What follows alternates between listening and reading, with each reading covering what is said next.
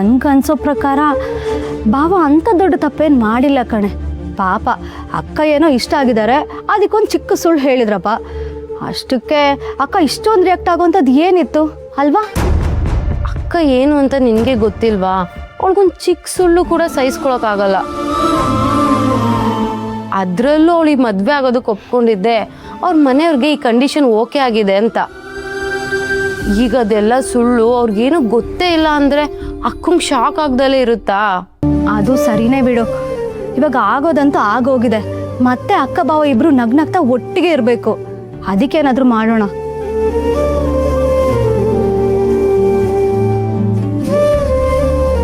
ನಾವೇ ಸರ್ಪ್ರೈಸ್ ಆಗಿ ಒಂದು ಡಿನ್ನರ್ನ ಅರೇಂಜ್ ಮಾಡೋಣ. ಹಾಗಾದ್ರೂ ಸಮಾಧಾನವಾಗಿ ಕೂತ್ ಮಾತಾಡ್ತಾರ ನೋಡೋಣ. ಏನಂತ್ಯಾ? ಡಬ್ಬ ಥರ ಇದೆ. ಇದು ವರ್ಕ್ ಆಗುತ್ತೆ ಅಂತಿದ್ದಿದ್ರೆ ಭಾವ ಟ್ರೈ ಮಾಡ್ತಿರ್ಲಿಲ್ವಾ? ಬೇರೆ ಏನಾದರೂ ನೋಡು. ಹಾಂ, ಅವರಿಬ್ರು ಹೇಗಾದ್ರೂ ಅವ್ರದೇ ರೂಮಲ್ಲಿ ಲಾಕ್ ಆಗೋಂಗೆ ಮಾಡಿ ಅವ್ರೊಬ್ಬರೇ ಒಬ್ರು ಮಾತಾಡ್ಕೊಳಂಗಾದ್ರೆ ಆಗ ಅಕ್ಕನ ಭಾವ ಕನ್ವಿನ್ಸ್ ಮಾಡ್ಬೋದೇನೋ. ಈಗ ಅವ್ರು ಯಾರ ಮನೇಲಿದ್ದಾರೆ?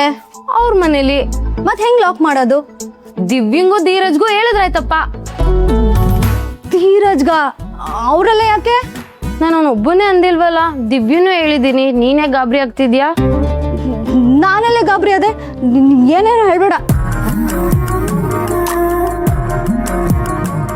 ನನ್ಗೆ ಯಾಕೋ ಡೌಟು. ಮದ್ವೆ ಮನೆಯಿಂದನೂ ನೋಡ್ತಾನೆ ಇದ್ದೀನಿ. ಆ ಧೀರಜ್ ನಿನ್ನೆ ನೋಡ್ತಿರ್ತಾನೆ. ನನಗೂ ಗೊತ್ತಿಲ್ಲದೆ ಏನಾದ್ರು ನಡೆಸ್ತಿದ್ದೀರಾ ಹೇಗೆ? ನೀನ್ ಏನೇನೋ ಹೇಳ್ಬೇಡ. ಅಂಥದ್ದೆಲ್ಲ ಏನೂ ಇಲ್ಲ. ಮೊದಲು ಮಾತಾಡ್ತಿರೋ ವಿಷಯದ ಬಗ್ಗೆ ಗಮನ ಕೊಡು. ನಾನು ಹೇಳ್ತಿರೋದು ಅವ್ರಿಗೆಲ್ಲ ವಿಷಯನೇ ಗೊತ್ತಿಲ್ಲ. ಈಗ ನಾವೇನಾದ್ರೂ ಹೆಲ್ಪ್ ಕೇಳ್ಕೊಂಡು ಹೋದ್ರೆ ಅವ್ರಿಗೆಲ್ಲ ಗೊತ್ತಾಗಲ್ವಾ? ಅದಕ್ಕೆ ಇದೆಲ್ಲ ಏನು ಬೇಡ. ಮೊದಲು ಈ ಟೇಪ್ ರೆಕಾರ್ಡರ್ ಐಡಿಯಾ ವರ್ಕ್ ಆಗುತ್ತಾ ಅಂತ ನೋಡೋಣ, ಆಮೇಲೆ ಬೇರೆ ಯೋಚನೆ ಮಾಡೋಣ.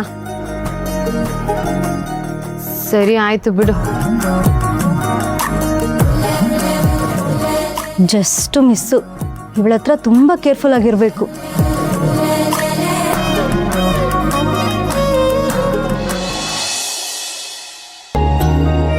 ಹೌದಾ ಲಕ್ಷ್ಮಿ? ಈ ಹಾಡು ಹಾಡಿರೋದು ನೀನಾ? ಮಾವ ಅನ್ಕೊಂಡೆ ಎಲ್ಲೋ ಕೇಳಿರೋ ವಾಯ್ಸು ಅಂತ. ನಮ್ ಲಕ್ಷ್ಮಿದೆ.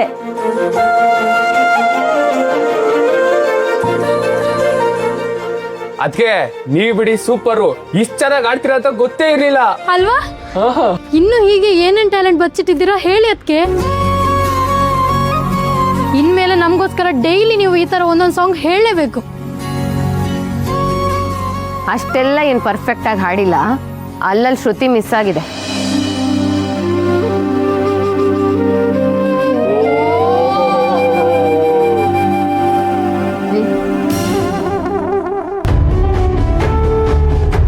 ಸುಮ್ಮನೆ ನಿಂಗೇನ್ ಬಾಳ ತಾಳ ಶ್ರುತಿ ಎಲ್ಲ ಗೊತ್ತಿರೋ ತರ ಮಾತಾಡ್ಬೇಡ.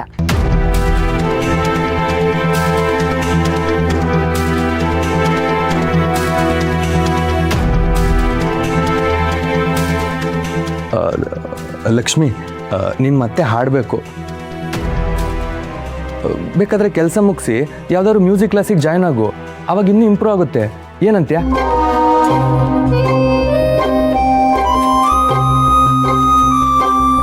ಹೌದು ಅತ್ತೆ, ನೀವು ಇಲ್ಲೆಲ್ಲ ಆದ್ರೆ ಯೂಸ್ ಆಗಲ್ಲ.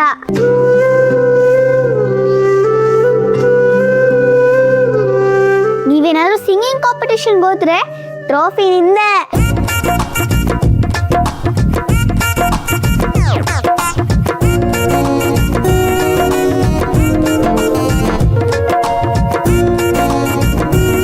ನಿಮ್ಮನ್ನ ಯಾರು ಸೋಲ್ಸಕ್ ಚಾನ್ಸೇ ಇಲ್ಲ.